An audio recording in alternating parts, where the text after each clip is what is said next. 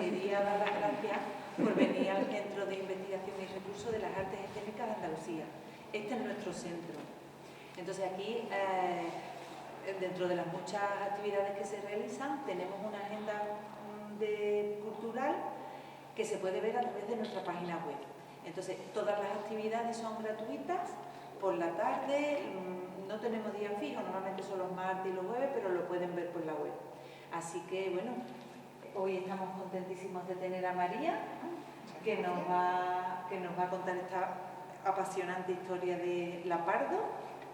Y bueno, muchas gracias por venir y gracias a María. Gracias a vosotras. Gracias a vosotras. Que bueno, estoy rodeada de personas conocidas. Muchas gracias por asistir, porque este es un lugar bastante exclusivo donde realmente si no vienes tú con tu equipo, pues las cosas son así, ¿eh? Pero, vamos, el estar con personas queridas, a las que conozco ya de hace muchísimo tiempo, pues siempre eso es muy agradable. Entonces, bueno, vamos a desvelaros a La Pardo, Emilia Pardo Bazán, en su relación con los rusos. Por eso el título es un poco así como castizo, ¿no? La Pardo y los rusos. Sí, sí, porque tenía un amigo ruso, un tal Pavlovsky, que era su compañero en París de fatiga, hacía muchas actividades juntas y le descubrió la sociedad rusa de su tiempo, porque él era un exiliado, como tantos otros, en huida del imperio de los zares, ¿no? Entonces, sí que es verdad que voy a dar lectura porque he compuesto la presentación de tal manera que es muy como con un punto teatral. Entonces, para honrar el sitio en el que estamos. Bueno, Pardo Bazán, muchos la conoceréis, la mayoría de vosotros, por sus novelas literarias. Pero ella estaba muy apasionada por el teatro. Lo que pasa que tenía sus miedos, ¿no?, a estrenar obras de teatro, porque pensaba que era algo más complicado y más directo que lo que puede ser una novela. Entonces ella lo que sí hizo durante 3 años es financiar una revista que se llamó Nuevo Teatro Crítico y que todos los artículos estaban escritos exclusivamente por ella. Que eso es a tener en cuenta, el trabajo, porque tanto, aparte de la ilustración española, en tanta presa, ella siempre hacía artículos sobre las obras que se estrenaban, ¿no? Era muy viajera, muy intensa, muy movida. Entonces voy primero a deciros que ella decía así acerca del teatro: la verdad es que soy cobarde para eso de las tablas y las candilejas, y que precisamente la resolución que tomó Galdós, naturalmente su amante, de hacer obras llevadas a las tablas, eso la hizo reflexionar mucho más para lanzarse a tal empresa. Entonces, lo hizo, y así cuando la escritora estrenó la obra Verdad, la crítica y el público se mostraron hostiles. Bueno, para Emilia la hostilidad era algo común y corriente, porque tenía tanto detractores como personas que alababan su trayectoria. Y decía la crítica: llevaba además la señora Pardo, al penetrar en el teatro, el peso de la fama.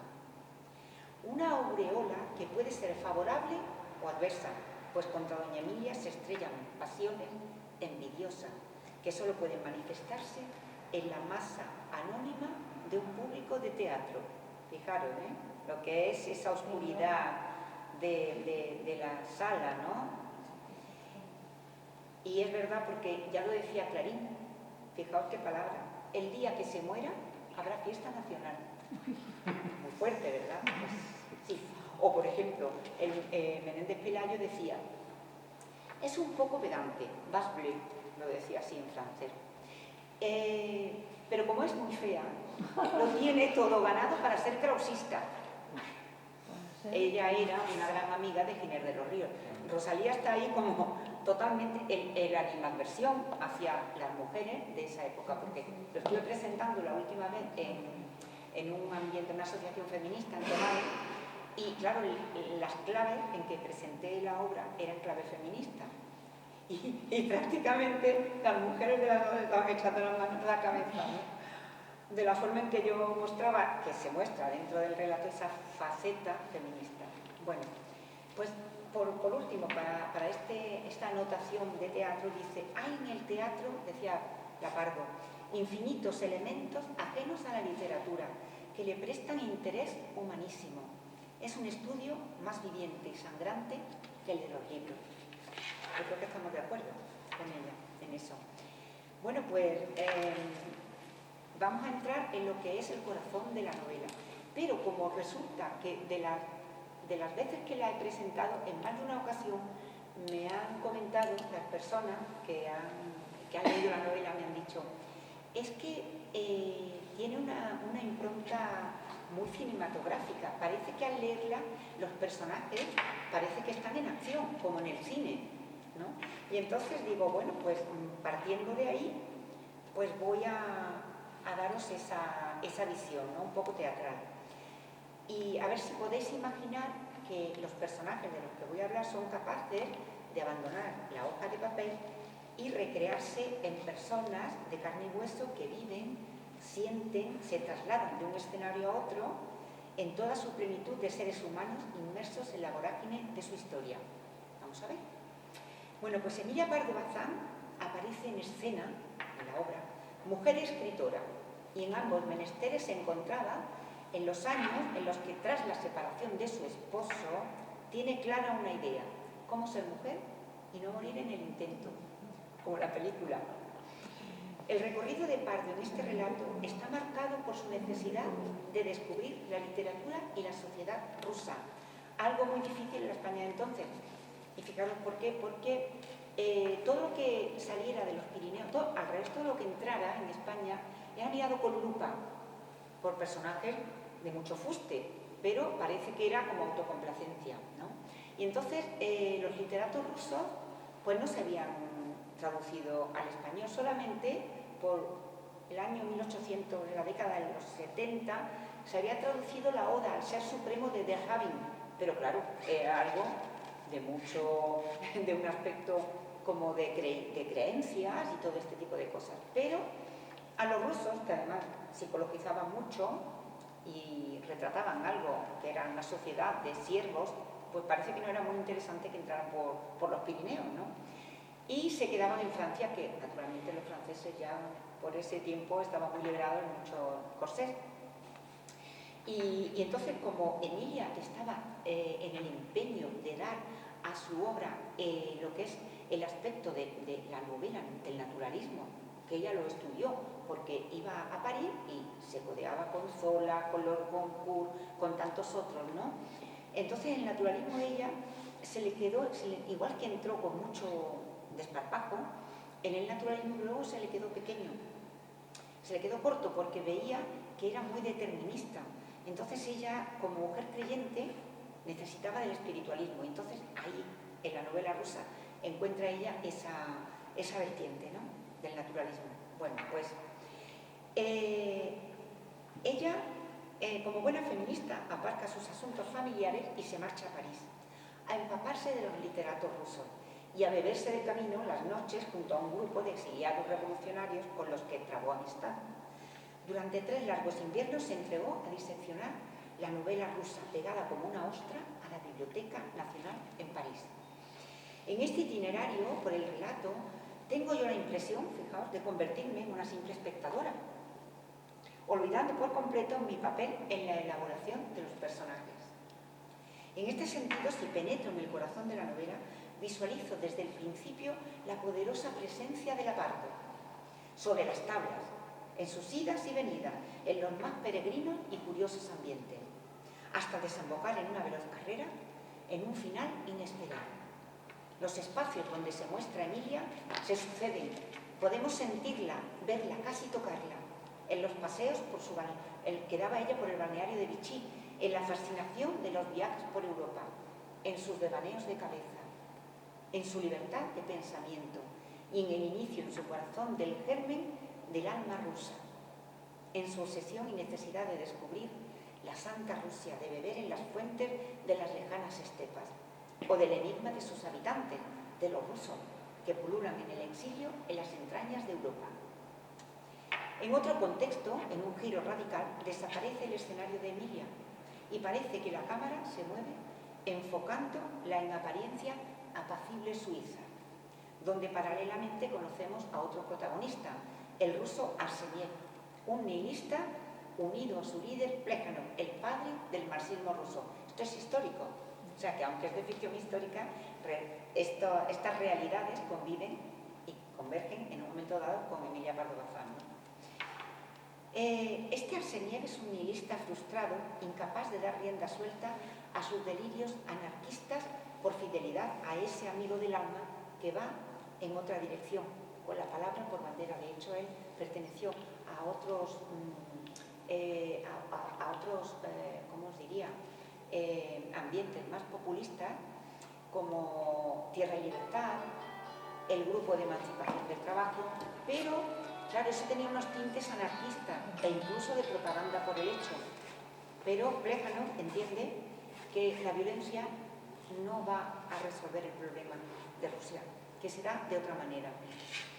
Eso es lo que él pensaba cuando llega al marxismo. Entonces, este Arseniev, junto a su mujer Katia y su entrañable tía Praskovia, percibe el mundo de una manera hostil y se siente incapaz de adaptación alguna, como atrapado en un callejón sin salida. Y nos conduce en sus propios recuerdos a San Petersburgo, a esa perspectiva Nevsky y también a el cinturón industrial que rodea la ciudad de San Petersburgo, donde él estaba, para su propia humillación, alienado, y nos comenta en este fragmento. Dice: todavía oía el ulular de las sirenas en la periferia de San Petersburgo. Los potentes focos iluminaban el canal de circunvalación a cuyo alrededor las industrias tejían sus redes, atrapando como arañas gigantescas a sus víctimas. Legiones de obreros anónimos, alienados por completo y entregados a la extenuación. La fuerza bruta generó una cadena, cuyos eslabones serían decisivos en los tiempos de la revolución, y como un visionario en busca de utopías, andaba perdido entre maquinarias que vomitaban gases y vertidos incandescentes. De nuevo, un golpe de timón, y reaparece la Pardo en Madrid, y nos muestra toda la crudeza del momento presente, con la agitación provocada por el asesinato del zar Alejandro II y por la muerte de Dostoyevski, algo que ella verdaderamente se conduele, ¿no? Y con su impulso vital nos arrastra por cenáculos, cafés, callejeos de la gran ciudad, y se le queda estrecha la hoja de papel entintada y parece que busca la tercera dimensión. El zaricidio golpea igualmente a los rusos de Zúrich, a Arseniev, el anarquista, y lo celebran, lo disecciona y analiza, y podemos sentir sus emociones, asistir junto a ellos a reuniones clandestinas, como en la granja de uno de los líderes, Pavel Axelrod. El encuentro de los amigos, de rostros curtidos, ropas deslucidas, y hasta podemos advertir el olor salobre de sus cuerpos y hasta de sus almas cansadas y sin consuelo. Los personajes entran y salen del escenario, como en el teatro. Nos hacen palpitar con sus emociones, encuentros y desencuentros. En este caso, Emilia en La Coruña, su terruño, al que nos lleva a asistir junto a ella al drama provinciano de la separación de su esposo, Pepiño. Un marido al que tiene que abandonar, aunque lo amaba locamente, para no abortar su loca y maravillosa vida literaria. Con una herida abierta, que nos muestra sin compasión, no deja pasar sus días sin buscar un bálsamo, y hasta parece que nos pide ayuda para calmarse. Y lo hace. Nos abre la escena en la cosmopolita ciudad de París, en su empeño de conocer la literatura rusa. Emilia nos lleva de la mano al imaginario ruso. Toma cuerpo ante mis ojos, la observo, dando lectura voraz de los literatos rusos, Tolstoy, Dostoyevski y Turgenev, a la búsqueda del alma rusa. Emilia trata de entender, analizar una sociedad lejana, exótica, los límites de Europa y el imperio absolutista de sus gobernantes, los zares de la Santa Rusia, y se entrega a desentrañar los fenómenos que desembocarán en los movimientos revolucionarios contra una autocracia desmedida. Nos engancha poderosamente en sus delirios parisinos, junto a los rusos, sus amigos, Isaac Pavlovsky y Lev Tikhomirov, ambos ex-revolucionarios, de los que Emilia se nutre, pero también con los que convive y comparte experiencias de todo tipo.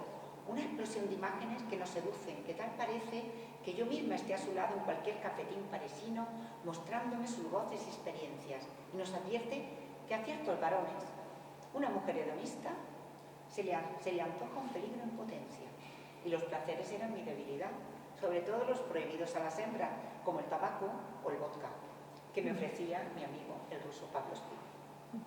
Posteriormente, asisto desde mi butaca, yo ya ahí me apuesto, al momento de su presentación en el Ateneo de su ensayo La Revolución y la novela rusa, y nos relata: entré del brazo del señor Azcárate, qué deleite, varones de alto rango a mis pies, la prensa pendiente de mis palabras que se desgranaban con brío desde el estrado, jaleada por encendidos aplausos.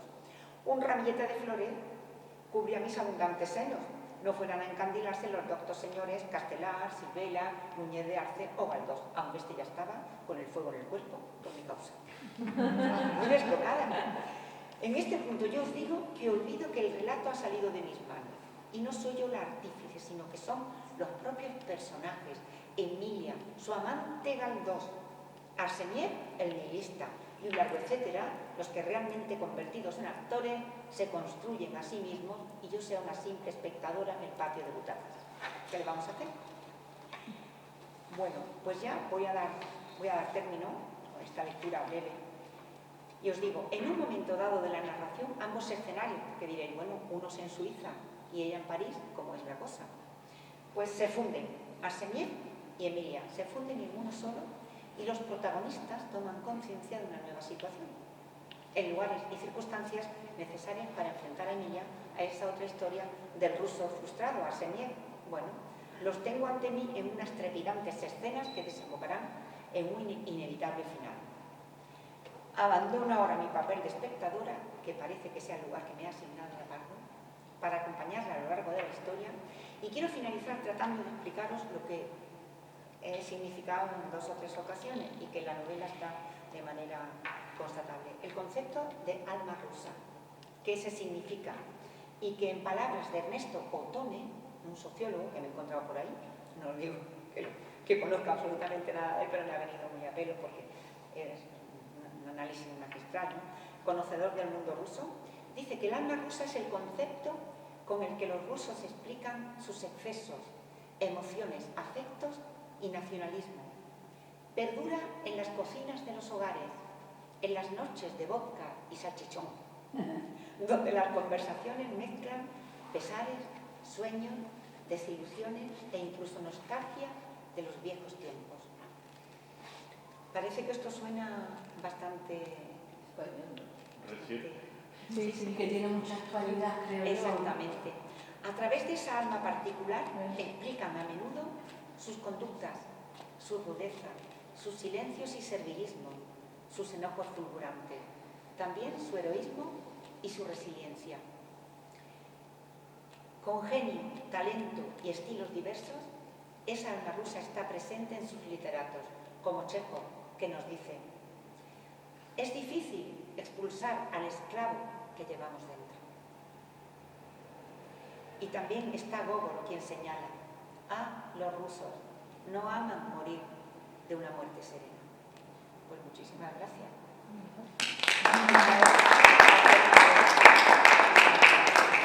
Explicaros un poco de qué va esta Pardo y los rusos. Así que ahora, vosotros lo que me queráis preguntar, estáis estamos en compañía unos de otros, espero que queráis a lo mejor, no sé, preguntar una cosita sobre lo que... Esa revista que escribía ella, que era quincenal... Era mensual. Sí. Y todo lo escribía ella entera. Entera. Lo financió. Ella llegó un momento que el título lo heredó de su padre, ¿no?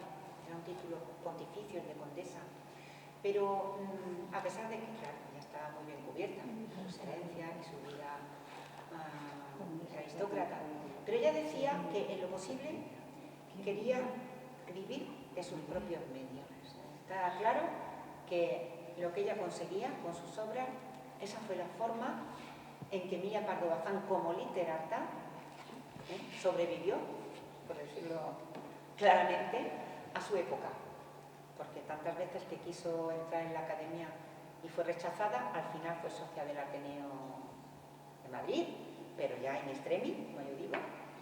Y, en fin, le llamaban la inevitable, porque estaba en todas partes. Emilia no se perdía absolutamente nada. Tertulias, cenáculos, estrenos, la chocolataría de Doña Mariquita, el Lardi. Es decir, además era una hembra que gozaba con los placeres. Dicho así, ¿por qué? Es que parece ser que en aquella época, bueno, en uno de los pasajes dice que entró en un baño turco de París y en el momento en que estaba rendida, ¿no? Relajada, en contacto con el agua, dice, me sobrevino la imagen de Galdós y fue la apoteosis. Píldoras de ese tipo, como vais a encontrar unas pocas. Vamos, eso es que yo hablo por Emilia. Naturalmente, Emilia, lo que vais a encontrar, dicho por ella, realmente, históricamente cierto, está entrecomillado. Lo demás soy yo que, naturalmente, después de estar abundando en biografías y en artículos y en conferencias sobre esta mujer, realmente, sobre todo las cartas que escribía a sus amigos, a los catalanes, o bueno, ¿Y era de Madrid? No, era de La Coruña. Emilia era de La Coruña. Allí llevé el libro a Coruña y a Santiago y allí, pues bueno, por cierto, esta es la segunda edición, que yo estoy muy contenta, porque no, porque son como unas tiradas muy cortas. Esta es una editorial Algorfa, es una editorial clásica. Gracias a ellos yo no he tenido que pagar nada por autoeditar ni nada. Les pareció que el manuscrito les gustó y digo, pues mira qué bien. Y aquí ya, claro, en la solapa posterior, pues ya inclusive hay una reseña de el hispanista Vsevolod, a ver si lo digo bien, Bagno, del Instituto Pushkin, el director de San Petersburgo. La novela tardó 1 mes y medio en llegar. Yo ya decía, esto es como el correo del zar, esto no va a llegar en la vida con este problema. Pero llegó, la leyó y me hizo su reseña y me dijo que le gustó muchísimo, porque resulta que este señor había hecho su tesis en los años 80 precisamente sobre Emilia Pardo Bazán y la literatura rusa. Porque claro, doña Emilia, después de 3 años estudiando la literatura, hizo su ensayo, que os lo recomiendo, La Revolución y la novela en Rusia, que es lo que defendió en el Ateneo. Y es que claro, ella se erigió en la persona más aventajada en todo lo que significaba saber y pontificar sobre los rusos. Pero claro, ni Varela ni otros muchos le dieron su sitio, decían, vaya, esto es plagio. ¿Qué te parece? Sí, saber. Claro. No, sí, podían, naturalmente ellos, igual que Castelar y otros, habían hecho, bueno, Valera había hecho, sí, cartas desde Rusia. En la época en el año 1845, que fue una legación española, y hizo su libro, conoció a muchísima gente, pero claro, estamos hablando de una Rusia bastante anterior, ¿no? Bueno, no tanto, pero sí, unas décadas que son bastante, sí, definen muchas cosas, porque Alejandro II, a pesar de que lo asesinaron, fue el que dio la libertad a los ciegos, acabó con ese sistema, ¿no? Tan esclavista, porque claro, las almas rusas significa que el personaje, el aristócrata o el príncipe que hereda las propiedades también incluye las almas. Tengo tantas palacios, tantos acres o verstas o como se llame eso, y 40.000 almas. Esa es la historia. La historia no. Entonces, María, te voy a hacer una pregunta. ¿Es el momento que querías tú apostillar algo? no, dime. La descripción que tú nos has transmitido sobre San Petersburgo y el cinturón industrial es real. Es real, ¿no? Sí. Lo que me ha llamado la atención, porque yo siempre he estudiado la Revolución Rusa, claro, que era con la sociedad de la Revolución o previa a la Revolución, como una sociedad con una estructura feudal. Sin embargo, había ya...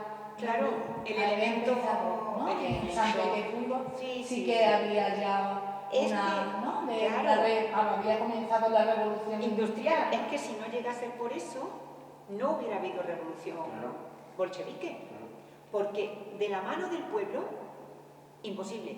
Los primeros que se dedicaron, claro, los nihilistas, que describe Turgenev en su obra Padres e Hijos, ¿no? El pasado, pues reniegan absolutamente de todo lo heredado, porque son los hijos terribles, como dice un filósofo por ahí, es lo terrible. Los hijos terribles, ¿de qué, Antonio? De la modernidad. En este caso, es así, o sea, se pierde la fe, se pierde, o sea, se liberan de prejuicios y de creencias que están desfasadas. La gente joven está en otras cosas, impulsan hacia esas sociedades democráticas que ya en Europa están dando su resultado de alguna manera, aunque haya miseria, pero no es lo mismo, es un sistema feudal. Entonces, si no es por esa industria, pues no, porque los nihilistas, fijaos una cosa que me llamó mucho la atención. No lo sabía, mira. Pues los nihilistas, que eso también viene aquí descrito, cuando iban hacia el pueblo, iban no solamente personas que se habían convencido desde estratos más bajos, sino la aristocracia propiamente dejaban su fe y iban mujeres y hombres hacia el pueblo a mostrar otras realidades. Son los populistas de entonces. ¿Y qué hacían con esas octavillas? Las dibujaban, hacían dibujos de las Sagradas Escrituras y pequeños párrafos, como en el catecismo, como en las enseñanzas. ¿Por qué? Porque era una forma de acercarse al campesino. Porque, naturalmente, la fe en el pueblo ruso es incuestionable. Fijaos en el momento en que estamos, y hasta el patriarca Kirill está donde no debe, porque ahí hay todavía una connivencia, ¿no? No todo, ¿eh? Está claro que no todos los patriarcados, o como se llame de otros lugares de la ortodoxia, entienden lo que está pasando. Se apartan completamente de esta facción, ¿no? Pero eso está ahí, o sea, es decir, pudo ser por esta razón. O sea, el cinturón industrial de San Petersburgo fue decisivo, ¿no? Sí, No como tantos otros lugares, claro, es que ahí estaban fábricas, sobre todo pues de acerías, y ahora no te puedo ni puedo No, recordar. sí, pero que sí, mira, pero que es me alegro decisivo. mucho de conocerlo, Sí. porque yo no sabía que existía, Claro. aunque solamente fuera un sector que no fuera mayoritario, pero sí que existía proletariado. Proletariado existía, no era el campesino solamente. En el Existía proletariado en la Rusia de los zares, ¿no? Claro, era rural, pero entonces... Era rural, pero existía también un proletariado incipiente, pero eso fue decisivo en los días de la Revolución, porque es la forma, por eso, compleja, ¿no? El padre Máximo Rousseau abandona la propaganda por el hecho y todo lo que significa esos movimientos violentos, porque no van a servir para nada, aunque luego la Revolución, fijaos, es que la historia tiene luego unas paradojas increíbles, ¿no? Pero claro, este hombre pues no vivió la revolución bolchevique, ¿no? Entonces, él como teórico marxista, pues todo estaba en su sitio. Otra cosa es pasar luego a los hechos, ¿no? A los momentos históricos. Mira, lo que tiene un poquito de biografía, ¿no? O mucho. Sí, realmente lo que pasa es que, claro, por ejemplo, os digo, para cuando leáis la novela, si es que os interesa, Por supuesto, bueno, que la vamos a leer y que la vamos a comprar. Bueno, agradecida. Pues es que, claro, a ver, es ficción histórica en el sentido de que partiendo, desde luego, tiene una base sólida, que es la biografía de Pardo, y luego pequeños, a ver, los personajes como Pavlovsky está biografiado, Tikhomírov está biografiado, pero claro, luego las escenas que se producen entre ellos son completamente de sainete. De alguna manera son tragicómicas. Por un lado hay pues esa tragedia de esos pensamientos, de las reflexiones, ¿no? Acerca de hechos muy, muy hirientes, pero también está luego pues esa chispa que tiene que tener, pues no sé, las personas cuando hablan incluso de lo más, luego compadrean. Y en ese compadreo es donde yo meto pues mi arsenal, porque es lo que yo creo que le da a la novela ese aspecto un poco, hombre, de humor para quitar hierro a esas historias. Aparte que es que esta mujer es que era muy castiza, utilizaba jerga, vamos, por ejemplo, ahí ella en un momento dado, es que se os digo muchos párrafos, fíjate, pero ella en un momento dado dice, ay, querido Benito, o algo así, no le dice, es que yo estoy fascinada con la espiritualidad del pueblo ruso.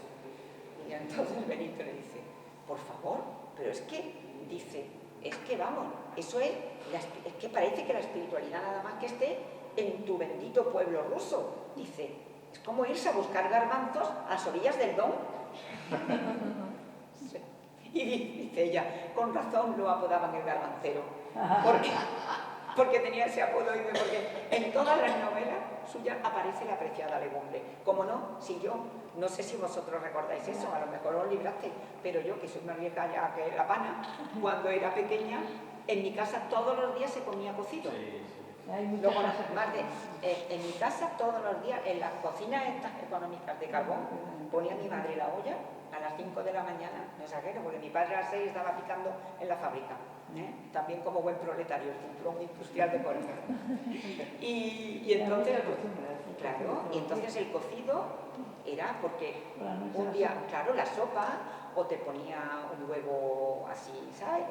Escalfado. Era muy socorrido. Te picaban la gallina, sacaban las croquetas, mi madre era una cocinera fantástica. Y esas cosas que os cuento, o sea, que sí, eso es otro detallito de la novela, que tiene esas picardías, porque tienes un tanto, pero luego, si os digo, Arsenier, precisamente, el que más peso tiene, que le da la réplica a Pardo Bazán, Emilia la vais a ver que es una mujer completamente intensa, determinada a seguir su carrera, nada la frena. Ella va, viene, viaja por Europa, bueno. Y ha estado en París también, ¿no? También, bueno. Era contemporánea de Isabel II, ¿no? Porque sí. Ella era muy amiga, que dicen bueno, en algunos sitios que era amante de Galdós. Es una novela histórica, tu novela es una novela histórica. Es de ficción histórica. A ver, ella, para empezar, es una heterodoxa. Y eso queda claro aquí, porque no se casa con nadie. A Marcelino Menéndez Pelayo le llama mi sabio, y este es ultracatólico, y ella, por mucha fe que tenga, pues no, en esas harinas no está. Se va con Giner de los Ríos, lo visita, le pregunta sobre la educación de sus hijos, y el otro le responde, pero luego le dice, ay, si no fuera por mi creencia, yo desde luego dejaría la educación de mis hijos al Estado moderno. O sea, que es una mujer de rompe y rasga, y así con todo. Con lo cual se casa con todo el mundo, pero no se casa con nadie. Y yo digo, yo debo ser tan heterodoxa como esta señora, porque nunca he tenido carne de partido. Me he librado de reverenciar todo lo que se me diga, porque yo, hay cosas que, como ya os digo, como ella, digo, pero bueno, si hay cosas que dicen, por ejemplo, en Podemos, yo votaría ya a Yolanda Díaz. Estoy con, vamos, que es que ella la voto, seguro. Pero sin embargo, por ejemplo, pues no voté a Pablo Iglesias, ¿qué se le va a hacer? Pues me parece muy bien, vamos. Es decir, tú eres una persona libre. Ahí está, Rosalía. Entonces yo digo, claro. Ahí, claro. Y otra cosa que sirve mucho, pero que no te sirve. por ejemplo, a la hora de escribir, Claro. digo, bueno, ¿y a mí por qué me ha dado por esto? Y yo digo, yo creo que es que ella tenía el germen en el archivo. Estoy todo el día investigando, haciendo memoria, metiéndome en las harinas de los incunables del siglo XIV, que si este, que si Durán de la Cueva, que si el otro. Pero es que, claro, el trabajo de restauración, Mariló, que está en cosas muy similares, ella es una especialista en los cordobanes y los guadalmecíes, compañera de fatiga, o sea, de Córdoba. Bueno, pues la persona que está en restauración de documento gráfico, que yo estoy aquí como en mi propia casa, sabe perfectamente de lo que hablo. Y es que la intensidad con que tienes que ponerte delante del plano de trabajo y de la mesa de trabajo es absoluta. No puedes tener un margen de error como mucho 99,99%. Porque las hojas de papel son muy chivatas. ¿Por qué? Porque si el fragmento que se ha roto en lo que es la rotura hay una A y fotografías el antes y el después, no puedes equivocarte al hacer limpieza y llevarte la A. La A tiene que seguir ahí, porque estamos hablando de un documento único, por ejemplo, de Aldo Mannuccio, de imprentas venecianas del siglo XV. Es decir, entonces yo he tenido durante tantos años el estar tan pendiente de algo tan sensible que salía de mi propio yo. Cuando llego jubilada aquí con Antonio, Amor y Compañía, digo, esto está muy bien pero no es suficiente. ¿Por qué? Porque es como volver a mi yo, y el yo a estas alturas yo ya lo tengo muy visto.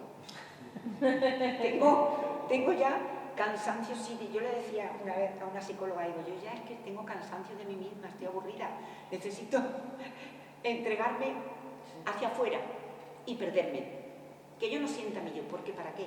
Si yo ya me conozco, y, si no lo que no conozco no lo voy a conocer. Es decir, básicamente estoy metida en harina. Y entonces, ¿qué pasa con estos personajes? Ahora estoy trabajando sobre Salvador Rueda, el poeta malagueño. Y yo me pierdo en las disquisiciones de Salvador Rueda. Yo soy Salvador Rueda, tengo que entenderlo en sus cartas para entender no solamente la poesía protomodernista o premodernista de este hombre y los enganches que tuvo con Rubén Darío y todas esas papanatas. No, yo tengo que saber cómo era realmente el corazón de Salvador Rueda, cómo sentía y todo eso. Pues os hablaba de Arseniez, que me pierdo. Este hombre, que es el que le da la réplica a Emilia, es justamente lo contrario. Es frustrado hasta la médula, porque él decía que era fiel a Plejánov. Plejánov es real, pero yo a este Arseniez lo pongo como que era un amigo de la infancia y lo novelo, ¿no? Y le tenía tanto amor a ese amigo y a su mujer, la dulce Katia, que él decía que las ideas, si se traicionan, te perdonan mejor que un amigo. Dice, porque los amigos tienen sentimientos y las ideas no. Dice, yo soy un condenado sentimental. Y entonces el pobre, cada vez que intentaba hacer algo, una acción terrorista, pues se mantenía, se sostenía por fidelidad a Plejánov. Y entonces es completamente distinto a Emilia. Y ahí está el nudo de la novela, de la acción, de lo que vais a encontrar por ahí. Pero vamos, que al final es tan de carne y hueso como ella. Para mí, Arseniez es que ya existe, tiene ya autonomía propia. Así que no sé qué más me quieres preguntar. María, me gustaría que me contaras, cuando tú te pones a ver esos legados antiguos, se te va la imaginación cuando empiezas a leer y te montas tu propia película de cómo son esos personajes. ¿Te refieres a esto? A los libros antiguos que tú... No, yo, a ver, cuando yo doy lectura sobre el contexto histórico precisamente de lo que hay recogido en el archivo, ¿no? De lo que es el catálogo, yo entro en eso, pero yo no entiendo ni el griego antiguo, ni el latín, Antonio sí, no entiendo. Entonces, o el castellano antiguo, me es muy difícil, aparte que cuando estás... La parte material de un documento te impide distraerte con la fuente escrita en sí. Te dedicas a la técnica. Te aísla, claro. Es la técnica lo que te atrapa. Lo que pasa es que luego, mientras que haces la memoria, pues realmente ahí ya sí lo gozas mucho porque estás ya metido, pues que si la impresión, que si la marca de agua, que si qué sería de eso, cómo eran las imprentas en aquel tiempo, muchas cosas que se me llena la cabeza de tantos datos, de estas cosas de que yo no recuerdo exactamente, no podría ni describiros la metodología de mi profesión. Estaba hablando con Lola antes un ratito acerca del papel de trapo, los molinos papeleros, pero poca cosa y más puedo... No tengo ya... Voy hacia adelante, no sé. Nunca he sido una nostálgica, también es verdad. Eso, no miro ni para ver fotos. Dime. Hola. Mira, yo te quiero hacer dos preguntas totalmente diferentes. Disculpa que te haga la primera porque es mi ignorancia respecto a tu formación. Entonces tú eres archivero. No, Ah, yo he sido conservadora, restauradora de documentos gráficos, Ya. de libros antiguos, en el archivo capitular de la Mezquita de Córdoba. claro. Durante los 15 años, primero estuve en un taller con un escultor, el Padre Segundo, en San Pablo, que tú conoces, Mariló, y tuve un taller con una compañera que estaba en restauración de escultura policromada y dorados, aunque también algo de pintura, y trabajaba mucho con los conventos de clausura de Córdoba. Pero cuando ya hice la especialidad de documento gráfico, entré en el archivo capitular y ahí me quedé. Me fui antes de tiempo, le di un disgusto al archivero, pero digo, mire usted, yo me voy a Sevilla, porque estoy ya de la van hasta cansadísima, porque es un ir y venir, y ya tengo unos años, y mi marido también, está ahí él, encantado de que llegara a casa, ¿no? Y que no estuviera yendo y viniendo. Y ese es mi bagaje, o sea que yo para nada digo, le tengo un miedo a que me hagan preguntas de estas un poquito comprometedoras. Digo, verás tú mañana en la universidad en Cádiz, como empiecen estos hispanistas a hablarme de historias de estas de literatura comparada. Digo, Dios mío, tierra trágame, porque no. Una cosa es que me guste novelar, partiendo de una base, y otra cosa es que yo pueda entender a un literato o a personas que están metidas en esas cuestiones. Y la segunda pregunta era respecto a Azcárate. Bueno, yo conozco un poquito de la trayectoria de los Azcárate, pero no sé si este está relacionado con esos Azcárate de izquierdas que luego migran a Venezuela. No tengo ni idea. No sabes. No tengo tampoco idea, porque este hombre era un académico, era un ateneísta, pero yo no conozco su obra, ¿sabes? O sea, lo que pasa es que hay cosas que las tienes que nombrar porque en ese momento ocurren y estos personajes estaban en la sala. Igual que si te puedo decir que he leído a Varela, o que he leído a Galdós, o algún poema de Núñez de Arce, pero otros no he tenido el gusto. Estas son cosas que se me escapan en estas cuestiones. Así que... No, muchas gracias. La presentación ha sido muy, muy interesante. Me invitas desde luego a leer tu libro y esa pasión que tú introduces en esos, quiera que no, personajes, Sí. porque son todos personajes que ya no están y que, entre los cuales tú te trasladas e imaginas sus interacciones. Sí. Es algo que además me viene a cuento porque un compañero mío, yo soy de ciencias, de neurociencias, y un compañero mío en el Ramón y Cajal me decía, bueno, yo no sé por qué ese empeño que tienes tú en leer siempre a las mujeres y no te veo con libros de hombre. Entonces, lo que pasa es que esa sensibilidad que en un determinado tiempo, momento, se tiene para introducirse, yo no digo que sea necesariamente vinculado al sexo, pero yo soy de la opinión de que como neurocientífica, las mujeres y los hombres tenemos unas concentraciones de hormonas y de neurotransmisores que los hacen un tanto diferentes incluso en las percepciones y también en los dolores. Es decir, sabemos todos que las depresiones ocurren con más frecuencia en las mujeres que en los hombres. Y sí, eso es por un decir de un trastorno anímico, ¿no? Pero que sí, que somos diferentes.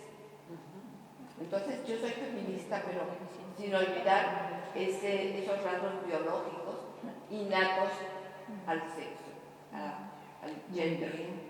Me encanta porque en estos momentos que el sexo biológico se ha convertido en irrelevante, que no parece Es ser, verdad.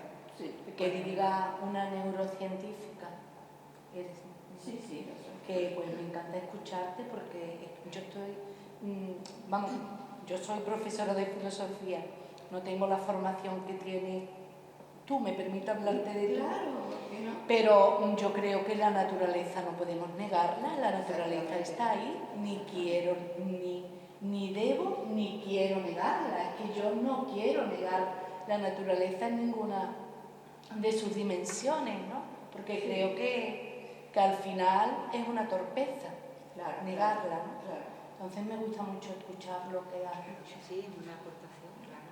Y Interesante. yo me vinculo mucho contigo cuando dices que una vez que terminas tu dedicación de trabajo, decides, hombre, meterte dentro de otros caminos. Y a mí también esto me ha sucedido. A mí llega un momento en que esa especialización en neurociencia, neurotransmisores, y que se vuelve un tanto bioquímica, pues me satura, y entonces ahora estoy muy contenta en esta etapa de mi vida porque estoy metiéndome en caminos para mí desconocidos, porque realmente la carrera, todas las carreras son muy absorbentes y muy competitivas, y si tú quieres hacer algo, pues tienes que estar constantemente en ese nivel de innovación que te presentan en los artículos, con un trabajo sobre cositas específicas, y entonces ¿qué pasa? Que luego no ves el mundo, ¿no? O sea, Sí, que es así. Sí. comparto esa percepción. Es así. Pues nada. Bueno, Antonio, enhorabuena ¿querías María, decir algo? es ¿Tú querías aportar algo? interesantísima y Muchas vamos, es gracias. interesantísima Deseando novela de- por lo que nos has contado en la introducción que has hecho. Cuando la leáis, que sigáis con la misma buena Claro impresión. que sí. Hacemos una tertulia. Exactamente, hacer una tertulia. Claro, me ha gustado mucho tu presentación Sí, sí, realmente. Sí, me y interesa. además Gracias por estar aquí. impresionante, ¿no? Que su formación es Sí. otra, ¿no? Y Sí. ahora se dedica muy bien. Sí, donde me siento cómoda, relajada. No, es que es curioso porque yo pasé por talleres de arte. Mariló sabe que venimos de una formación un poco, o sea, es una panoplia de talleres en artes y oficios, que es claro, entonces tienes que tocar muchos palos. Y de alguna forma, en esta orientación previa de talleres, sí que es verdad que al final siempre había algo que me resultaba un poco incómodo. Yo no sé por qué. O era la postura, o era el color, o eran las mezclas, o era esto, o era aquello. O sea, antes de entrar en el documento gráfico, os digo. Y ahora resulta que me pongo a escribir como Virginia Woolf, yo tengo habitación propia, por fin. Y entonces es comodísimo, porque ya no es en cualquier parte, sino que llegas y tal como lo dejas, te lo vuelves a encontrar. Y me entra una tranquilidad. Fijaos, como ahora estoy en promoción de la Pardo, pues he tenido que aparcar a Salvador. Y llevo algo así como un mes largo que no escribo nada porque no tengo tiempo. Estoy en todas partes, como Emilia. Y entonces, ahora cojo de nuevo. El otro día retomé y voy a empezar a ver por dónde me quedé, qué hice. Y digo, pero resulta que te das cuenta que tienes que reescribir porque estás en otro... es como que... En otro momento. Claro. El camino por el que ahora transcurres con ella, ¿no? y vuelves a releer y vuelves a hacer... Porque si mañana voy a Cádiz, a la universidad, esta no es la presentación de Cádiz. La presentación va de ruso, porque voy al centro eslavo, de estudios eslavos, entonces es otra historia, igual que con el feminismo. Y entonces te das cuenta que estás en otro punto y retomas, o sea, que es bueno también el hecho de... Pero no, yo no he tenido... claro que sí, como lectora, pues sí, es eso. No sé, de dónde sale la necesidad de escribir, pero es tan cómodo eso de escribir, no me berrinchino. Es que muchos oficios cogen berrinche, por ejemplo, con la pintura. Yo estaba siempre en un marasmo, y yo decía, Dios mío, era que nunca parece que el concepto no podías atraparlo con los pinceles, con esto, con aquello, y al final lo que hacía era como que estaba a media o no llegaba, y si llegabas tampoco, y decías, ¿dónde estoy? ¡Qué horror! Y sin embargo, con la novela, a pesar de que vuelves y te encuentras que lo que has escrito lo tienes, pero lo hago yo pero vamos, con un arte como diciendo, me da igual que me da lo mismo, ¿sabes? Como, sí, es decir, sin agobio y sin padecimiento, porque digo, pero si es que en la vida, todo el día, cuando no te duele un pie te duele la cabeza, cuando no se te quema la tortilla, es decir, que hay como urgencias, todo el día estás con unas urgencias corporales o psicofísicas, o llámalo. Y sin embargo, esto es como punto neutro. Si no me sale una palabra, pues ya me saldrá, sigo, ¿no? Y luego lo leo y me recreo. Y yo digo, bueno, pues ya está. Está clarísimo que yo tenía que haber hecho esto cuando acabé el bachillerato.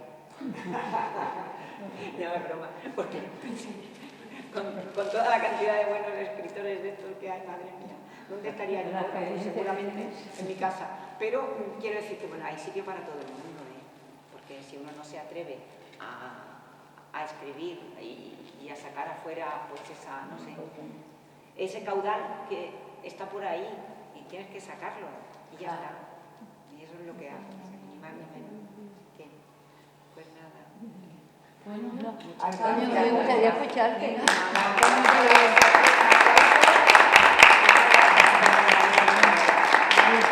Antonio quiere intervenir y no lo hemos dejado. Las mujeres lo hemos acaparado todo. Sí, pero era en el momento anterior que se ha hablado de la mujer. Y es interesante. Entonces yo sobre el tema es eso. Y hay una feminista sudamericana que dice una frase muy curiosa, dice, la mujer es puro cuento. ¿Qué quiere decir eso?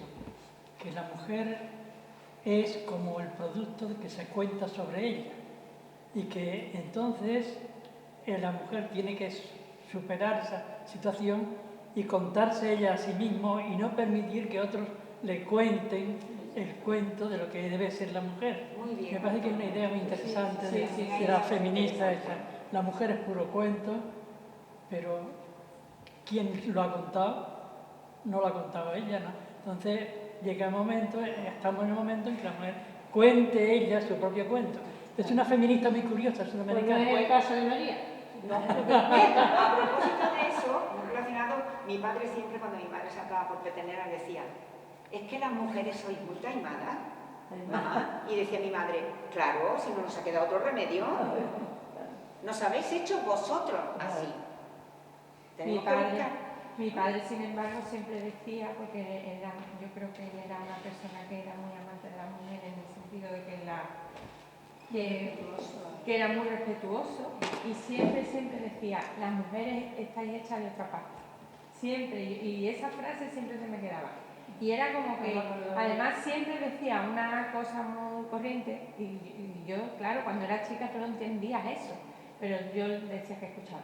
Tú no me tienes que ver que un hombre se queda viudo y corriendo busca una mujer. Una mujer se queda viuda y eso no pasa nada. Saca para adelante a sus hijos Entonces, la capacidad que tienen las mujeres de amar y de dar y eso es una realidad. Y yo siempre lo pongo a él y digo que es verdad que claro lo tenía mi padre. Es verdad. Y las mujeres que estamos hechas de otra pasta. Es verdad. María, ¿qué opinas tú de la diferencia que ha dicho la doctora biológica que existe, evidente, entre hombres y mujeres en la escritura y en la acción artística? ¿Si hay diferencias o no hay diferencias en eso? Bueno, cuando yo he leído a una mujer, se aprecia realmente como eso que dicen de la inteligencia emocional, esa sensación como más sutil de que hay puntos en nuestra forma de estar en el mundo que se trasladan a la literatura, al cuidado, a tantas cosas, en el trato con la vida, en el reconocimiento del Sí, otro, cuidado. porque parece que el yo no está tan... No se trata de hipertrofiar el yo, pero tampoco de competir de esa manera tan descarada, como que han competido siempre los hombres. Yo puedo añadir algo. Bueno, simplemente una lista pequeñita de lo que nos hace diferentes en términos hormonales, que está bastante demostrado, es que no tenemos los mismos niveles de testosterona. Entonces, la testosterona predispone bastante a la lucha y a la confrontación. Y entonces, nosotros tenemos una concentración menor. Ahora, yo personalmente considero que en mi caso ha sido un hándicap, porque muchas veces no soy tan peleona, soy como... Luchadora. No, luchadora sí que lo soy. Luchadora sí lo soy, y además, una vez que yo tengo en mente conseguir algo, pues... Sí, pero yo me refería más que nada a la expresión artística. Sí, de por los hombres y las mujeres, en el sentido de escribir, de pintar, que sí hay diferencias, porque hay hombres con mucha sensibilidad y con mucha... No sé, ella me ha dicho que sí, que hay una sutil diferencia de enfoque o de... distinto, sí. posiblemente. A ver... Y se puede percibir, sin saber, por ejemplo, leyendo a Fernán Caballero. ¿Se puede percibir? Sí, claro, y escritora de, por ejemplo, de finiseculares, pues eso era más acusado. La diferencia en literatura sobre lo que escribía una mujer y lo que escribía un hombre era más acusada. Claro, porque los roles eran... Sí, pero bueno, iguales no son. Por los convenios sociales y porque tenía que ser así, pero yo digo en la sensibilidad, la expresión de sensibilidad y de la expresión... Hombre, eso te contestará posiblemente algún experto o crítico, pero yo creo que sí, que tienes que dejar la impronta, porque no es lo mismo. Es decir, hombre, ¿no? ya, yo me Según imagino. mi carga hormonal, desde luego yo de testosterona debo tener lo mínimo. Porque yo no me identifico con esa forma así que dicen también, y tú lo sabes bien, ¿no? Como por tu carrera, que es verdad que el hecho biológico también ha condicionado mucho los roles a lo largo de siglos, porque el hombre ha sido cazador y la mujer tenía que estar amamantando a sus criaturas. Eso ahora es distinto, ¿no? Sí, pero incluso es cierto que, bueno, eso ya entra dentro de un terreno todavía más afín al mío, porque yo dentro de neurociencia soy psicobióloga, que atañe a la propia biología. Y luego, psicobiología, que está diciendo que no solamente estamos influenciados por nuestra propia biología, sino por también el entorno en donde vivimos, ¿no? Sí. Que esto también marca bastante. Pero, entonces, para analizar un determinado trastorno anímico, por ejemplo, la esquizofrenia, nos encontramos con que hay que saber en el paciente cuándo surge, cómo ha sido su núcleo familiar, cuál ha sido la estabilidad, porque si bien es cierto que en muchos casos la esquizofrenia tiene una base genética, no es en todos, y además, aún teniendo una base genética, no se dispara de igual manera en unas personas que han crecido en una familia estable y de aquellas... Sí, Sí, exactamente, desestructuradas, exactamente. En familias desestructuradas las alteraciones mentales son mucho más O frecuentes. sea que la semilla se brota juntan en las dos algunos cosas. sitios más que en otros. Claro, sí, Y exacto. ya la traes. Yo estoy de acuerdo con la realidad. No, pero digo, no todo el mundo. Perdona, no todo el mundo. Digo, hay familias, así como el trastorno depresivo, también hay familias con un historial de trastornos depresivos, pero en la esquizofrenia también esto se ha visto bastante marcado, pero no es necesariamente un condicionante imperativo. Interesante. interesante. Interesante. Ay, a mí me gustaría- Queremos salir de